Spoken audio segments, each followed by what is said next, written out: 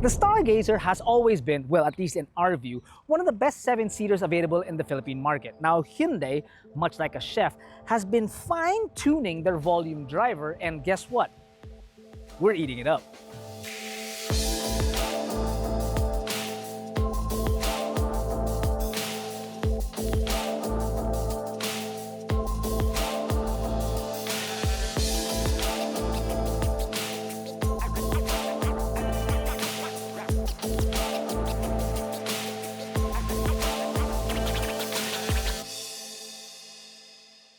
To be clear, this is the 2026 Hyundai Stargazer, but it isn't an all-new model, rather a very deep facelift. You still get a naturally aspirated 1.5-liter gasoline engine that produces 113 horses and 144 Nm of torque, mated to an IVT. However, previously there were a total of 5 variants. For the 26 facelift, there's now 4 variants, 2 for the base and 2 for the X. And because Jack and I are at the launch right now, we can actually confirm its prices. Whip out the AutoDeal app, available on iOS and Android, and it's probably already there. Yep, I'm right. Now, the new Stargazer starts at 1,188,000 Philippine pesos, while the top of the line, this one comes in at 1,378,000 Philippine pesos. The exterior changes are led by an elevated hood, a flushed emblem above a large redesigned aggressive grille and bumper, I might add, and LED headlamps which now house the DRLs. The top spec models get a blacked out roof and a set of bridge type rails which can support 100 kilograms. Ground clearance is still unchanged, but a new set of redesigned blacked out 17s wrapped in 205/50s is very much welcome. The rear bumper too has been reimagined, as well as the signature LED H lamps just above it. The cargo hold capacity will remain largely unchanged with the third row in play, and beautifully done when you fold the third row because it is completely flat. I love it.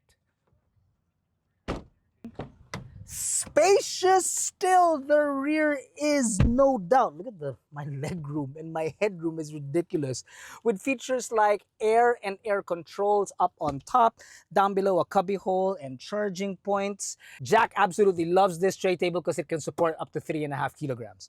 Now, I think the biggest difference between the X and the non-X models is that the X has got full-on leather, and then the non-X models have a mixture of leather and then cloth in the center.